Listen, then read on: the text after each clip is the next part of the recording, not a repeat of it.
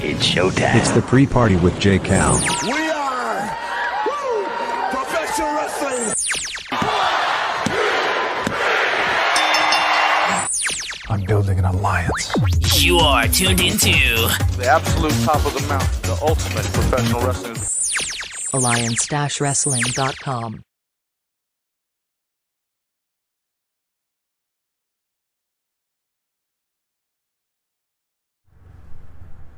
And just like that, the pre-party is here. Ladies and gentlemen, friends, Roman countrymen, lend me your ear. This is the pre-party, a presentation of Alliance-Wrestling.com, your number one source for news and information for the National Wrestling Alliance.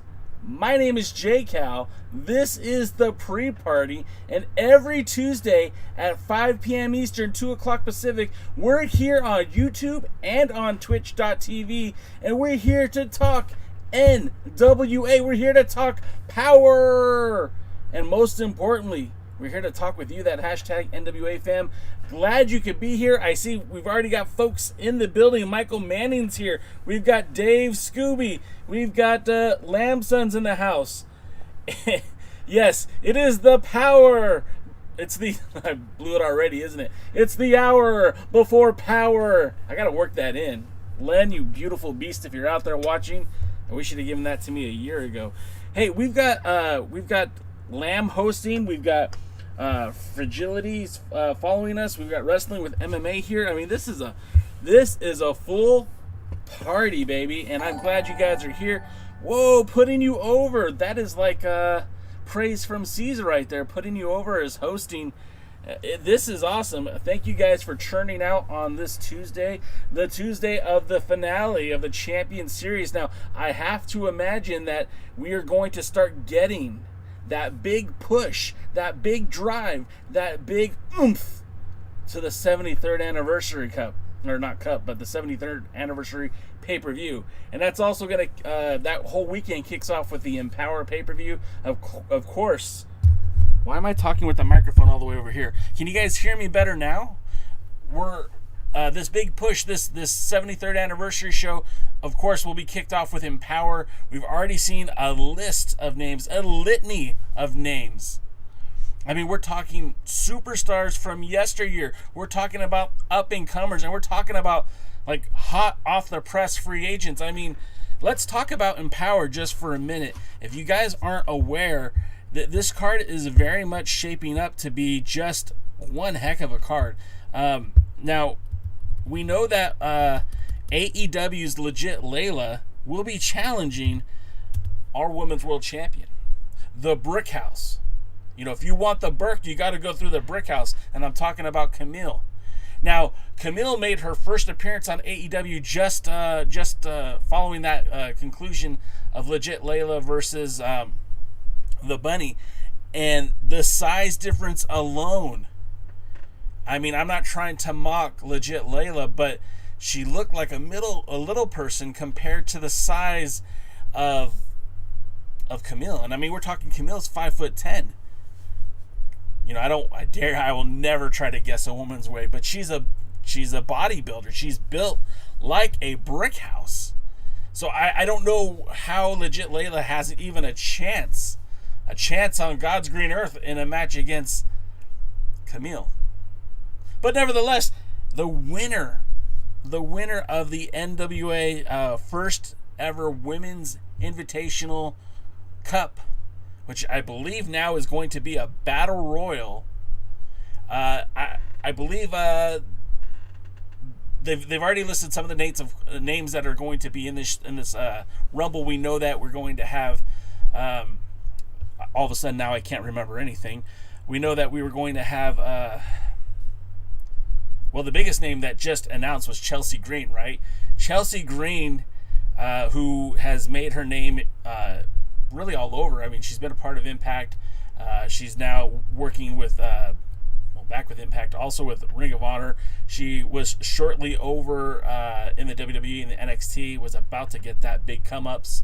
And then all of a sudden, she's been thrusted into this women's gauntlet. Then we know that we have my choice in this, and I'm talking about Debbie Malenko. Now, next week on the pre-party, we're going to go into some detail about Debbie Malenko, her time in All Japan Women's Wrestling, and then we're also going to talk about the first time the NWA efforted to do an all-women's pay-per-view, because although Mickie James and Empowerment and the NWA right now is everything in right with women's wrestling, about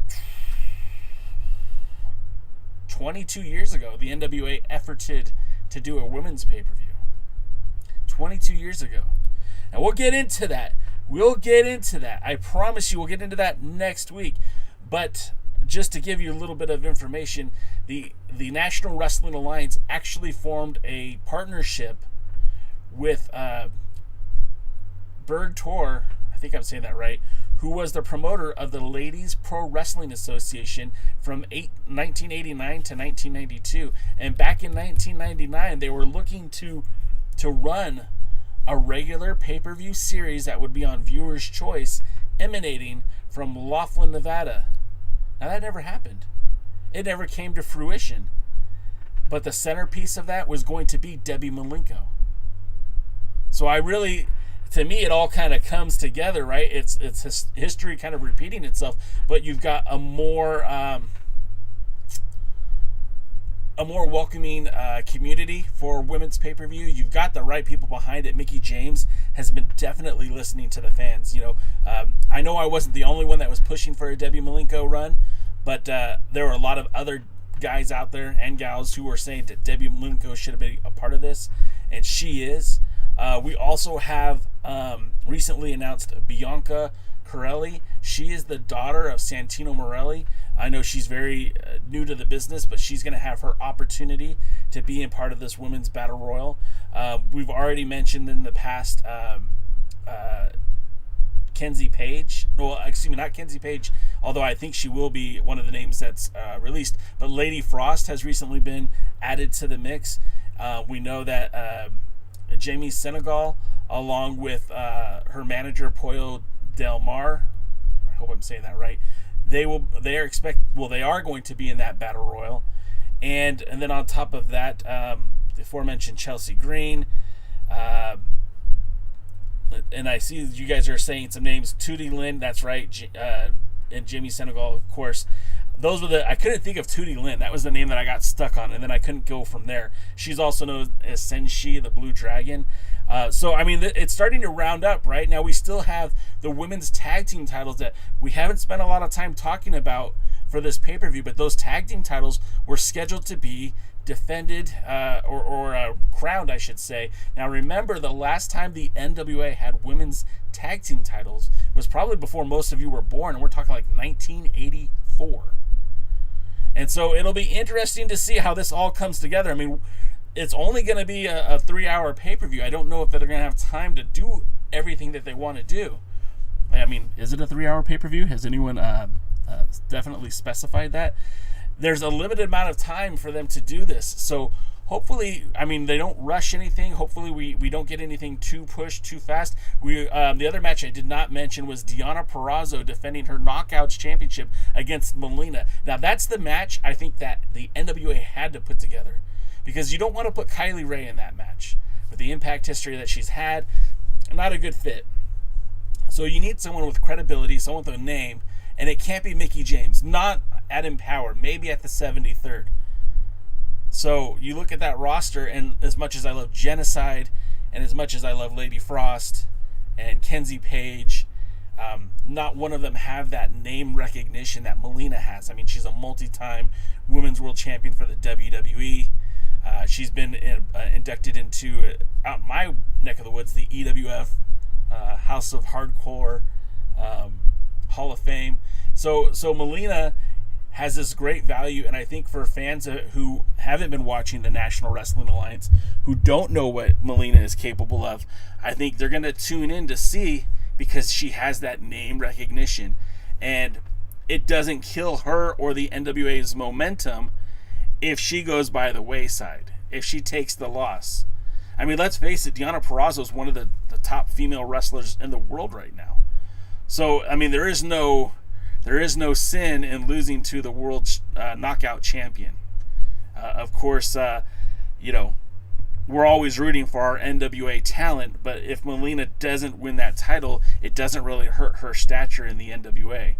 Now, if she wins a title, of course, then you got a fast track for Melina and Kamille, and maybe a title unification bout. So I see a lot of my friends are here today, and I want to say thank you guys for coming in and hanging out. I want to say what's up to Lamb, Wrestling with the MMA. Michael Manning's in the house, putting you overs here. That's, again, that's like praise from Caesar. I really respect the guys over at Putting You Over. I follow them on TikTok. They're great. So check them out. If you don't already follow them, you should. And they are on YouTube as well, so that's awesome. Sean Mega's in the house. Michael Manning's here. Dodie, my friend.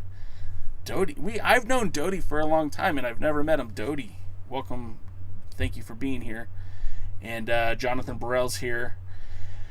So, some of your comments, I'll get to that, and then we'll get to the show tonight. Sean Mega says it should be a squash match, and I think we're talking about Kamille versus Legit Layla, and it's hard for me to disagree with that.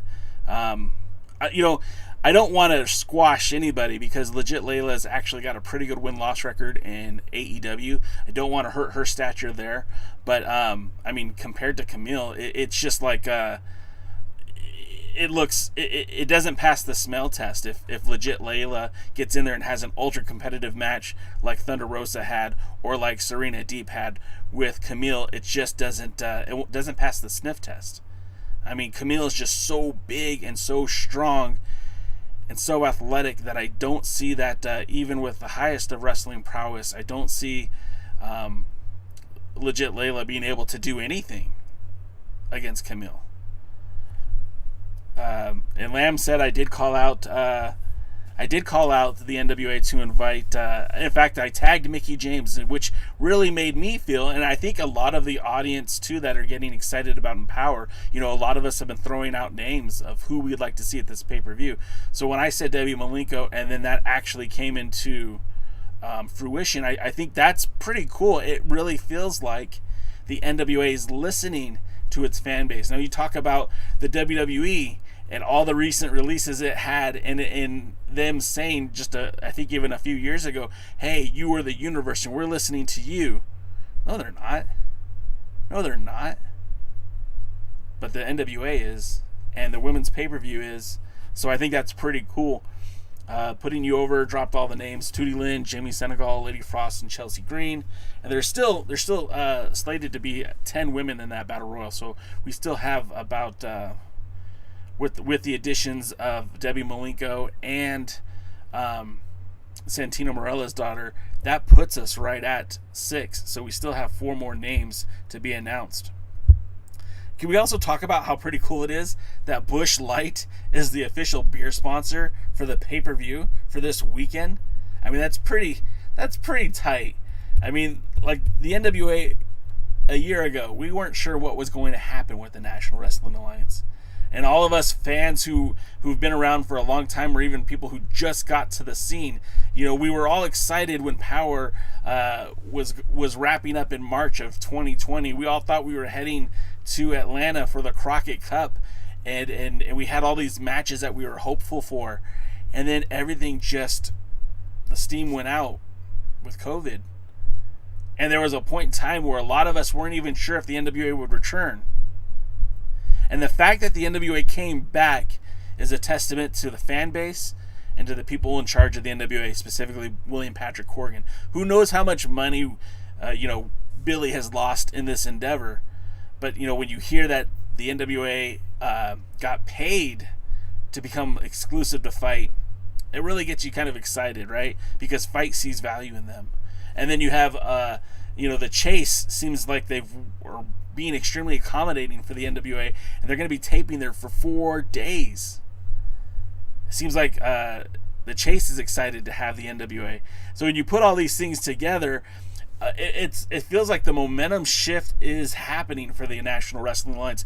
Gary Horn over at This Is Pro Wrestling has mentioned that he feels like there's going to be some big announcements, some big changes for the NWA going forward.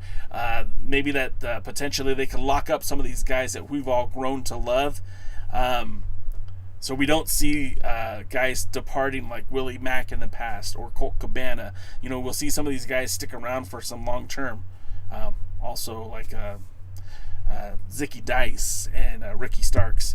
But it just definitely feels like things are moving in the positive direction for the NWA. I mean, there's not even a card announced for the 73rd anniversary show yet, and they sold that place out. Had to censor myself there. See some new faces, don't want to offend anybody. But they sold that place out, and I think that speaks volume to the St. Louis fan base. I think it speaks volume to the hashtag NWA fam. And I think it speaks volume to the National Wrestling Alliance. Guys, if you're not excited yet, you pretty much should be.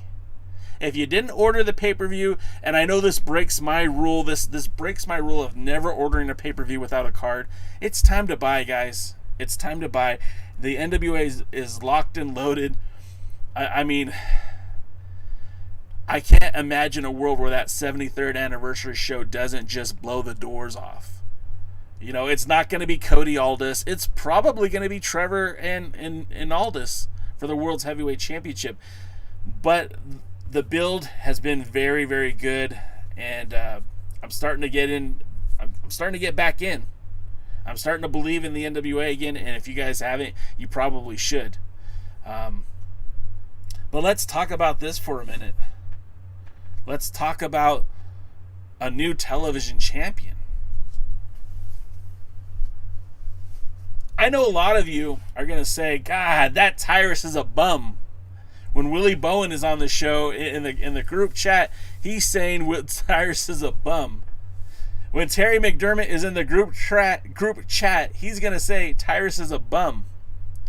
And for all intents and purposes, I don't really like Tyrus either. But I don't think I hate Tyrus with the TV title. I don't think Tyrus is in a bad position as TV champion. And I am not a house let me try to say that the right way. I'm not sitting there blowing smoke up anyone's behind. I'm not saying anything that I don't genuinely believe. I don't think Tyrus is in a bad position as television champion. And in fact, I think that might be the best way to utilize the manster known as Tyrus. You guys, him being television champion means his matches don't have to go over 6 minutes and 5 seconds. Which means the painfulness of a Tyrus match is now limited to only 6 minutes and 5 seconds. And he can hold on to that title for a long time because he has to win 7 matches to earn the World's Heavyweight Championship. But he doesn't. He doesn't get there if he loses a match by countout or disqualification, right? And he can lose a match and still keep the title, right? And he's a big guy. He's a big, strong, heavy dude.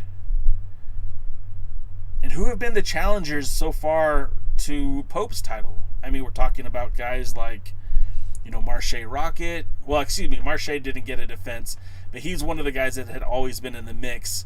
Matt Cross had an opportunity. Matt Cross is a smaller guy. If Tyrus were to single-handedly defeat Matt Cross in 6 minutes and 5 seconds, would that shock anybody? No, because Tyrus is 6'5" and 375 pounds, and Matt Cross is 5'6" and 160. It wouldn't be shocking at all. And when you look at some of the guys on that roster who could potentially challenge for the TV title, they all favor Tyrus in those matches. So, with that being said, as much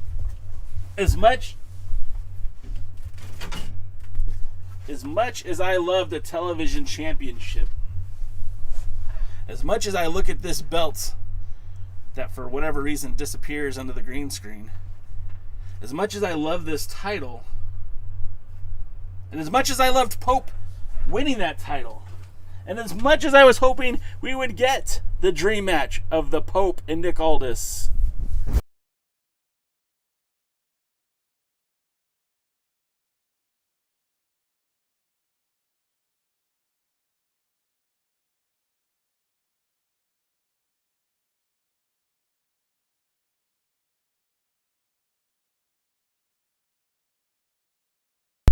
I muted myself.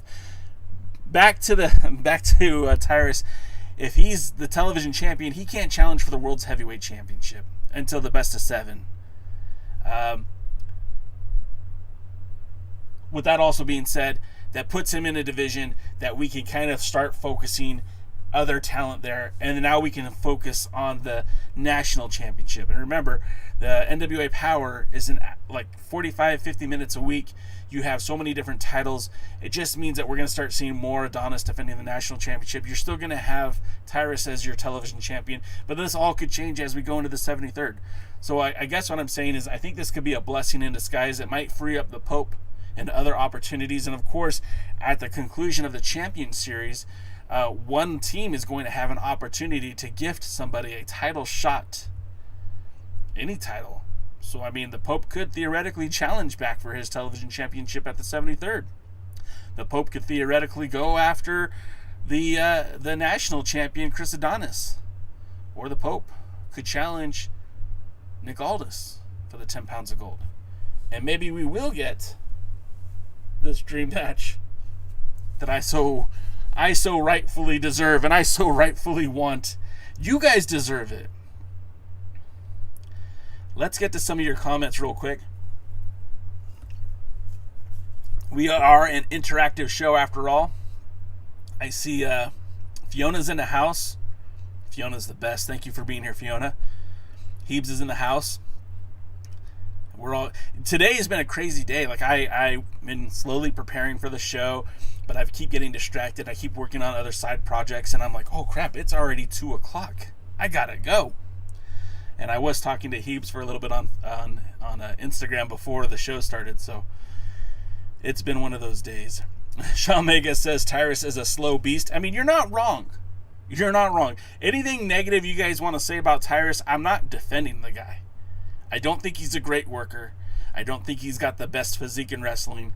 I don't think he's the best grappler, as our friend Eddie Kingston would say. I don't think he's the tops of anything. But I think in this role as TV champion, it works. And if anyone can make it work, Billy Corgan can make it work. They can put this storyline where he's defending that title with Austin Idol, with Jordan Clearwater, with Black Cheese, and they can kind of set up this posse where he holds onto that belt by hook or by crook, and that best of 7 doesn't ever have to happen. It never has to come to fruition. And he could just be the king of TV champions and bring that title on Fox News and showcase himself as the television champion, and people could eat that up. And it's great exposure for the NWA, and hopefully that puts more eyeballs on the product. Now, I don't think we should get into the habit of putting a title on somebody because of what their extracurricular activities are, but I do believe that you do want to get the most recognizable athletes and the most potential talent to put your product over. And it's even such a bigger deal that the guy who beats Tyrus for that TV title. You beat the man who was 375 pounds, 6'5". You beat the guy who was unbeatable. So, that's all I'm going to say about that. Wrestling with MMA says, I'm probably in the minority on this, but I like that the NWA has chosen to do a slow build-up to the pay-per-views. Wrestling with MMA, I like cards. I don't like putting my money out there until I know what I'm going to get.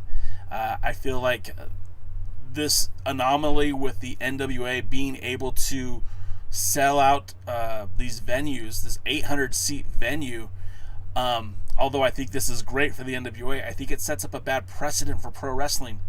Because if I'm, for one, as a consumer, I don't want to just buy whatever you throw out there. I want it to be good, and I want to be able to make an educated guess. And I want to know, like, should I buy it? You know, why should I buy it? But then also, I think it sets up an unrealistic expectation that NWA family and that the St. Louis fan base will continue to carry the NWA. But what happens when they go to Houston? Or what happens when they go to Tennessee? Nashville? What happens?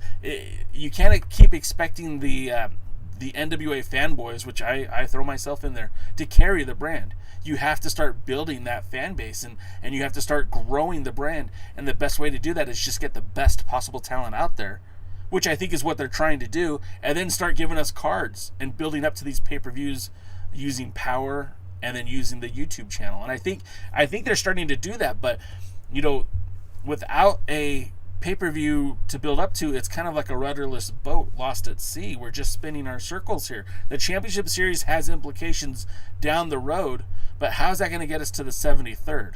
And the one thing that you can give credit to the WWE for doing is that there's always building to that next pay-per-view. And maybe this is a byproduct of us being conditioned by that WWE machine, but I feel like the NWA owes its fan base a card more than, you know, a few days before the pay-per-view, but a card that they work to, that they're building on POWERRR. But hey, that's just me. Maybe I'm wrong. Fiona says Tyrus wearing the belt on Fox was a great move. Yeah, I mean, I can't argue that. You can't. It's a nationally seen program with one of your higher profile talents showcasing that NWA title. Now, I don't watch Fox News. Heck, I don't even watch Fox Sports. I don't know what the discussion was, but if he just had that title there and just mentioned that, hey, yeah, I won this title over the weekend or on Tuesday, I'm the NWA TV champion. What's the NWA? We check it out. I mean, hopefully that's drawing some more eyeballs to the NWA. It seems like an easy move to do. Sean Mega says Bronson Reed needs to come in as mini Tyrus. Bronson Reed is the exact opposite of Tyrus. They have size in common, but that's about it. Bronson Reed can go, man. Bronson Reed challenged Nick Aldis for the 10 pounds of gold in Australia as part of the House of Hardcore tour back in 2018. And I would love for Bronson Reed to show up in the NWA. However, I think everybody's going to be talking to that guy. A super heavyweight who can move in the ring. I don't know how WWE let that one go. But I'm going to say that about most of the guys that WWE let go. Jonathan Burrell says Tyrus could be a great gatekeeper for Mims, Clearwater, etc. as a way of getting them into the mid-card. Absolutely. Again, no disrespect intended to Mims. If Mims lost to Tyrus, is that shocking to you? No. But getting the repetition with a guy that big, getting an opportunity to work with someone who's been in the WWE on a regular basis. Like, look, I'm not looking for 5-star Dave Meltzer matches, but can we tell a good story? Can we get some camera time? Can we build up this guy? And I think the answer is yes. You guys can hear me, right? Okay, good. I'm just reading your comments, and I'm not sure if we got it fixed already. Sean Mega says the Mystery Man will win a belt at NWA 73rd. Perhaps. But, I mean, he hasn't even been announced in a match yet. Do we get Tyrus in the Mystery Man? Do we get Chris Adonis in the Mystery Man? I don't know how I feel about Chris Adonis at this point. The national champion, you know, he won the belt by beating Trevor Murdoch, who was injured. He defended the title exactly one time against Trevor Murdoch, who was still injured. Then he abdicated the title to help Nick Aldis secure a number one contender worthy of Nick Aldis. And then he won the tournament to win the belt back. In the first match, he was in the ring with his partner, Tom Latimer, against Paro. And then he defeated, of course, JTG for the title in the finals of that weird tournament. I should have never taken the belt off of him. The whole thing was silly. I don't know where they were going with that. But Chris Adonis has done absolutely nothing. Has been a zero factor as the national champion. Hasn't done anything for the belt. Hasn't done anything for himself. Hasn't built up the brand. And I don't blame Chris Adonis. It's not a shot at Chris Adonis. It's more of the booking of Chris Adonis. And again, when I celebrate everything the NWA does right, I give Billy Corgan the credit. And when everything I feel that's wrong with the NWA, I also give Billy Corgan credit. And this national title has been a complete disaster since almost day one. They still haven't gotten it right. You know, they had that belt was on Willie Mack, and that made a lot of sense, and then all of a sudden it wasn't, and it's just been in turmoil ever since. I feel like the NWA needs to get some idea of what they want that title to mean, some direction for that division, and then go from there. Now, and this is just your old pal J Cal speculating here, but if maybe, and I've talked about this before on the show, if you're new, you might not have heard me say this, but I think that the Chase should be a regular TV taping area for the NWA. In fact, I feel like it should be its own separate brand for the NWA. I think Power should remain on Fight TV, and I think that the Chase in St. Louis should get its own TV. I think they should try for the local television market in St. Louis with a locally produced National Wrestling Alliance show. And in that territory of the NWA, that's where you could showcase the national championship and make it mean something. You know, you don't need to have every title on every show, but, you know, if the TV title became more, you know, symbolic and connected to Power, and perhaps the national championship became more connected and symbolic with a new NWA race for the Chase, I mean, I think that's money. Of course, you know, that's just me. I could be wrong, but I think that would be a lot of fun. Putting You Over said that's a badass shirt. Yeah, this shirt. I saw the Pope wear it at the TV tapings, and I fell in love with it. And I was hoping at the time when he came out there that was where they were going to build to the 73rd. It seems like it's going to be Trevor Murdoch, which, again, it's not my favorite, but it seems like that's the path that they're on, and hopefully we get a Pope versus Nick Aldis at some point, even if it's not for the 10 pounds of gold. Aldis is a great, phenomenal wrestler. Despite what you guys you might have heard me say in the past, I have nothing but the utmost respect for what Aldis can do in the ring.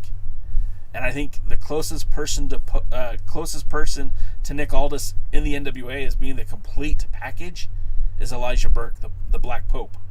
So I'm all about it. We'll see if it ever happens.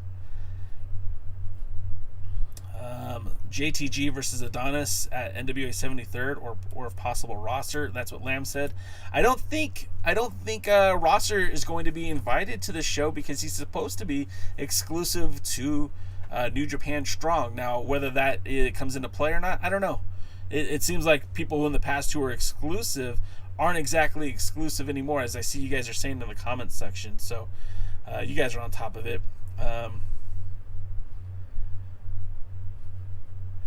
Putting You Over brings up a good point. Does Tyrus wearing it on Fox News divide your fan base? Politically, it's a tough talking point. Now that's a great point, Putting You Over, but the thing that I would say is I don't believe that Tyrus being on Fox News versus Tyrus bringing the title on Fox News is any different. I don't think it's going to really change much of the fan base. It's not like Tyrus is extremely over with the crowd. In fact, he's a heel. He's already hated by most of the fan base. If he brings a surplus of Fox News viewers, and all of a sudden they try to push this new fan base tries to push him as a face, they're going to be met with opposition. But that's not anything different than in the past when Bret Hart in Canada was a superhero, in the US he was hated. I mean, it's the same dichotomy, right? A divided fan base. That's always going to happen. And I don't feel like that would hurt the NWA at all, because the majority of the NWA audience right now don't care for Tyrus. And that doesn't matter what side of the spectrum you're on, whether you're blue or red. As I previously mentioned, a lot of the people here who normally are part of this chat will tell you that Tyrus is a bum. So I don't think it hurts anything. If anything, it just generates more heat for Tyrus with the fan base that already doesn't like him. We all wish that Lamb says he wished Clearwater would get more chances in the NWA. We all do. I think Jordan Clearwater might be one of the most underutilized guys on the roster. Correction. Lady Frost is the most underutilized person on the roster. Jordan Clearwater might be second or third. 75 JJ Edison says, I believe that's the mayor, what do you think about the Women's Invitational Cup being a battle royal when Nick Aldis clearly said it was a stupid way to determine a number one contender? Wow, See, Mayor, you're bringing up logic, and the NWA doesn't go for that. I don't really have a problem with it being a battle royal. The Royal Rumble determines the number one contender for the WWE Championship. It's not uncommon for that. I mean, going back to the old days of the battle royals, especially here in California where I live, that you were always used to determine a new number one contender for the top prize. There'd always be a cash prize, and there'd be this opportunity to basically shake up your entire roster, shake up your entire card based on the results of the battle royal. So with that being said, I mean, if we get Chelsea Green, who wins it, to take on Kamille at the 73rd anniversary, is that a win or a loss? Is that a plus or a minus? If it's Lady Frost, is that a plus or a minus? If it's Debbie Malenko, is that a plus or a minus? Again, I don't see a bad thing if it's a battle royal. They want to do a lot with this EmPOWERRR pay-per-view. They want to bring in a lot of names to this EmPOWERRR pay-per-view. They're going to run out of time. You can't do a 10-woman tournament or an 8-woman tournament and crown a new tag team champions and have a knockouts championship match and have a championship match for the Burke. It's just, you're running out of time. So I think it's a time-saving measure, and I think it's going to be fruitful. I don't think it'll be a bad thing. Jonathan Burrell says, I can see why you'd have Tyrus as TV champion, but not why you'd have Adonis as a national champion. But not why you would have Adonis as a national champion. I mean, I think I said it. I personally, I don't blame the wrestler. I just blame the booking with Adonis. I just feel like it's a missed opportunity. They could have done so much with him, and they haven't. And we're not talking about months of him kind of dominating that championship, and he hasn't even defended it but one time. So I feel like with Adonis, until he gets out there and starts making a name for himself with that belt, it's all meaningless. So I'm at the point now where I'd rather see anyone with that title besides Adonis. And it's not because Adonis is a bad wrestler or because he doesn't take the best opportunity that's presented to him. It's just they did nothing with him. They wasted it. And after this amount of time, I am completely uninterested and uninvested in Adonis's title reign.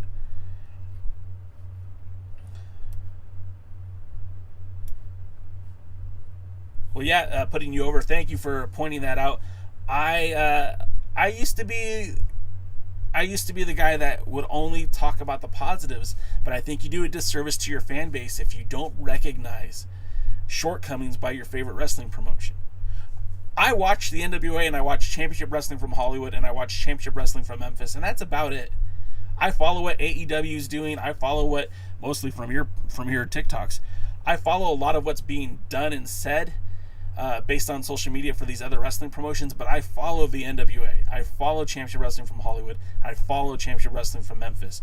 And if it sucks, I'm going to tell you it sucks. Right now, the Championship Wrestling from Hollywood is showing reruns because they're having issues with their production. That sucks. I've already seen these matches. I'm ready for new. Michael Manning says, I've enjoyed the Chris Adonis matches more than most. He can crush people to death. There's no doubt that Michael Manning, there's no doubt that Adonis is a great wrestler. He's fun. He's got a great story. If you know about Chris Adonis, his story is great. I've been watching that guy since he was a kid wrestling at UPW.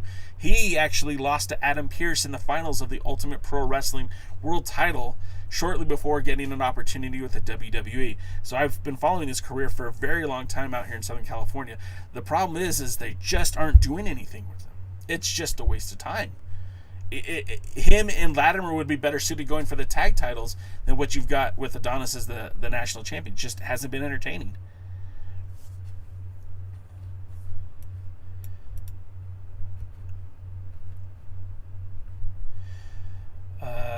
Michael Manning says, I thought the weekly show from the Chase would have a different name. Yeah, I mean, they don't. This is just my speculation. I don't know anything, right? This is just Jay Cal throwing his thoughts, his opinions. You know, maybe we're manifesting it, right? Maybe if the results are good, maybe if the tickets sell well, maybe the NWA will be back to the Chase. You know, maybe they'll bounce back and forth between the Chase and Atlanta. But if I had my druthers, like Billy said, that they would be at the Chase more regularly, why not just do a separate show? And again, I could talk about that for hours, but I'm going to try to skip down because I want to get to your guys' comments. We still have a show to talk about. Heeb says Adonis follows him on Instagram, so we're best friends. Well, tell him I have nothing personally against him. In fact, I actually like Chris Adonis, but I just wish they'd have done more with him. Dave Scooby says he likes that Kamille is defending the Burke at other promotions. Yes, that's something else I wanted to talk about. Nick Aldous is back on the road, man. This is what we wanted. See, the things that I've been bitching about and complaining about and boo-hooing about and getting blocked on Instagram and Twitter for are the things that are finally starting to happen. We're seeing Nick Aldous defend the 10 pounds of gold in a promotion not associated with the NWA against a former MMA fighter. He's fighting the American Psycho Stephen Bonner. You know, the information is on the Alliance-Wrestling.com page. You can check it out. He's fighting a guy who was on the first season of The Ultimate Fighter. And I'm not saying that being an MMA fighter makes you a badass and all of a sudden a great pro wrestler, but I'm at least compelled by the idea of the real world champion defending against a guy who's a legitimate tough dude. And I think this is very, very cool. I think it's very, very good. And I hope the NWA will continue to do these things. Now, I know that they're doing a show on the 13th, which is just 3 days away in Gary, Indiana. And then I know that they're also promoting some more live events leading up to the show, up to the pay-per-view. But yeah, with Kamille getting out there defending the title for River City Wrestling, I know she's booked for another show in November. If she's still world champion, of course, she'll be defending the title then. But this is what the NWA is supposed to be, right? This is what it's supposed to be. Your world's champion isn't a company champion. It's the world's champion. And therefore, it should be defended all across the world. So I'm excited. I guess you guys could tell. Jonathan Burrell says, I'd put the national title on a guy like the Pope or JTG and then send him on a national tour like, yeah, there it is. Like a U.S. Aldous Crusade and even try to defend in all 50 states using places like SWE Fury, Ohio Valley. Dangerous Adrenaline Wrestling Gladiators? Fox, Future Stars of Wrestling. Yes, these are great points, Jonathan. I'm 100% behind you. Michael Benny says, no waste of time. They've made Adonis one of the best. I mean, I think this is where we agree to disagree. I just wish they would have used him better. I don't see what he's done that's been all that blown away. Fiona's still bitter about St. Louis. And I'm sorry, Fiona. Hopefully you'll be at the next one. Dodie says, I have a bias towards wrestlers who have legit amateur MMA backgrounds. Would love to see more come to the NWA. Yeah. I'm with you guys. So let's talk briefly, because we're running out of time already. Let's talk about the NWA POWERRR tonight. Okay, you pay $5 a month for the opportunity, nay, the privilege to watch NWA POWERRR. And for the last month, I will say that the NWA, actually last 2 months, NWA has delivered on that. Has given you this product that is good. No over-the-top silly storylines, just good old-fashioned wrestling. And even when they did an entire episode dedicated to the drafting process, it was still entertaining.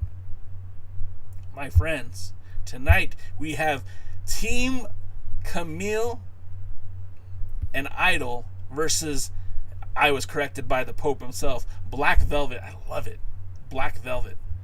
It's the Pope and Velvet Sky. And in those matches, we're going to have Colby Carino representing Black Velvet taking on Sal Renaro's. He's a member of Kamille and Idol's team. That's going to be a fun match. They've had some issues from the past, resulting in an opportunity to challenge for the television title. So this will be fun. Hopefully they can put a button on that and close it up and have the end of that. We also have Jax Dane, again representing Black Velvet, versus Mims. I can't say enough good things about Mims. You know, this is a guy that opened the show for the NWA, the first episode of POWERRR in 2019, October 2019 was on the first episode, and that dude has done nothing but gotten better physical shape, gotten better look. He's wrestling better. I'm excited about what Mims is going to bring to the ring. But at the end of the day, you saw what Jax Dane did to Slice Boogie, right? You saw how he practically decapitated the man with a lariat. I think Mims is going to meet the same fate. I also want to talk about, or I also should acknowledge that Tom Latimer and Trevor Murdoch in the same ring. You know what that's called? That's called a hoss fight. That's called two big dudes beating the shit out of each other. Pardon my language. And I can't be more excited about it. That match should be the determining factor of how this whole championship series goes. And I, for one, can't wait to see it. I think Latimer, if Murdoch loses, it certainly sets up a weird precedent for him to go and challenge for the World's Heavyweight Championship at the 73rd. But Latimer would really benefit from a victory right now, so I'm not sure exactly what's going to happen there. So, and then that brings us to the non-titles exhibition match, which I hate that expression, exhibition match. You've got the aforementioned Chris Adonis, your national champion, teaming with the world's heavyweight champion Nick Aldous in an exhibition match against opponents to be named later. I hope it's the end. You know, last week we had POWERRR out there kind of watching the back of his tag team partner Odinson in a non-title match against Nick Aldous, and we saw Strictly Business get involved in that match. The referee kind of lost control there for a few minutes, emptied out the ringside crew, if you will, and so then it came down to actually Aldous and Odinson in the ring. And I feel like on a one-on-one match, it would have been a lot more competitive. And a tag team match with POWERRR and Odinson, which should be a match that those guys, you know, let's face it, the tag team division in the NWA struggles as well. There's make no doubt about it. You've got so many great tag teams: La Rebellion, Hawkari, The End, the War Kings, Strictly Business, and then Kratos and Stevens as champions. I would love to see some more activity with those titles on the next episodes of POWERRR, going past the pay-per-view. I would like to see them start using those belts a little bit better. Same thing with the national title. But yeah, I don't know who's going to be out there to defend, but I'm hoping it's going to be The End, so that they can kind of get maybe a storyline feud going with those four men. Wow, you guys have been carrying this whole show. We're about 5 minutes left until POWERRR starts. So let's a few more of your comments and then we'll go. Fiona says Tom versus Trevor will be good. I think it's going to be great. I think it'll be one of your favorite matches on POWERRR. Sean Mega says, what's the difference between an exhibition and a non-title match? Simple. Non-title match is more direct. Exhibition just is a silly expression. All matches are exhibitions, unless they're for the title. Every match is an exhibition. It's just I don't like the expression. Non-title sounds better to me. Wrestling with MMA says, I want Latimer to carry the gold. Not any gold. I want Latimer to carry the 10 pounds of gold. That would be great. I'm all for it. Let's do it. Let's make it happen. 73rd, Latimer versus Aldous. Strictly Business explodes. Wrestling with MMA says, we don't have time to talk about Hawkari possibly not being at the 73. According to Gary Horn, who is a guy to know, he says that Hawkari is supposed to be there, that they're going to take a red eye from Alaska and will be at the 73rd. So, I mean, Gary says they'll be there. So if they're not, this is Gary Horn at gmail.com. Dodie says we have La Rebellion, Hawkari, The End. We have superb tag teams. We just need the right booking. Agreed. Dodie, agreed. Jonathan Burrell says he thinks that the NWA should create a big four of pay-per-views. The Anniversary Show, the Crockett Cup, and two others. The Anniversary would be like WrestleMania, Crockett Cup, King of the Ring. Then B pay-per-views at historic cities. Jonathan Burrell, I mean, I'm right there with you. I think that's a great idea. I think that'd be a great idea. Fiona says she loves the tag teams in the NWA at the moment. I think they're really good. I think everything's really good. I think things are starting to move in the right direction for the NWA. It was a slow build to get back on that horse, to get the ball rolling, to get the wheels spinning. But I feel like the National Wrestling Alliance is a point right now where they're able to pivot. And a lot of this slow burn stuff is kind of going by the wayside. EmPOWERRR is going to force the hand of the NWA to start doing something interesting with its female talents. And that's not to say that Thunder Rosa wasn't great, because she absolutely was. That's not to say that Serena Deeb didn't make a fine champion. She did. But now they're going to have to rely on some lesser known names to carry that division. What's Kylie Rae's... what will they use her for going forward? Are we going to see Sky Blue and Genocide and Lady Frost and Kenzie Paige all a part of that women's division going forward? Are we going to see an influx of talent? Maybe the likes of Debbie Malenko, maybe the likes of Santino Marella's daughter, I can't remember her name. Maybe Terry Bam Bam Gordy's daughter. We're going to see these things start to go pushed forward. So that women's division is going to have a higher magnifying glass on it, and we're going to see opportunities for these women to come up. You know, the women's tag team titles, these are something that's going to be crowned at the EmPOWERRR, so they have to start using them correctly. And you got the tag team division. If you don't use these guys, you're going to lose these guys. You know, Luke Hawk is blowing up right now with that show on Stars Heels coming out. He might not be able to keep him on the roster if you don't start doing something with him and PJ. And again, the end. There's so much talent right now in the NWA and outside of the NWA.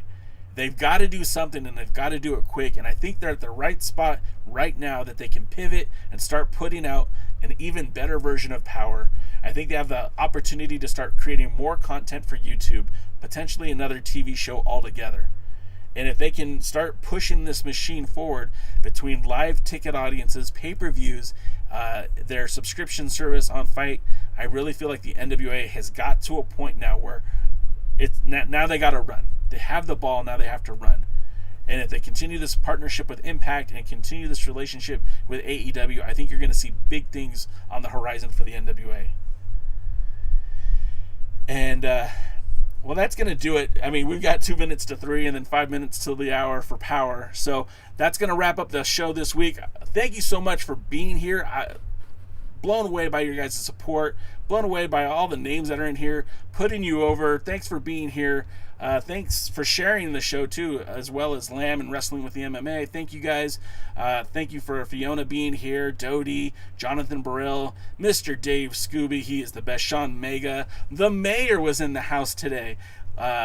So many of you guys are here. Hebes, I never want to forget anyone, but I definitely appreciate you guys being here this week. Michael Manning, how could I forget Michael Manning? I didn't. I got you. So again, thanks you guys for tuning in. If you enjoyed this podcast, and I really hope you did, make sure you hit that subscription button or follow if you're on Twitch. If you'd like to follow us on social media, we're everywhere at the Alliance Blog. You can check us out on Tumblr even, TikTok, Facebook, Instagram, Twitter, and of course right here on Twitch and YouTube. And then also, if you like supporting this financially, you can get hats like this or cool t-shirts with a similar logo. Oh, I forgot to show you guys. We have a new logo for the new t-shirt logo. There it is. What do you think? Just in time for Tyrus to be television champion, the Alliance champion. That'll be on a t-shirt coming soon to you. If you'd like to, again, support the brand, that shirt will be available in our shop zone very, very soon. You can check that out at alliance-wrestling.com, going to the merch store. You can get one of those sweet t-shirts that I'm really proud of. I hope you guys will consider making that part of your wrestling apparel in the days to come. So for everyone who's been part of this ride up until this point, and everyone who just jumped on now, thank you for being here. We're all part of that hashtag NWA fam in that community. Let's all support each other, lift each other up. And, well, I guess until next time, we're going to have to see you all at the match.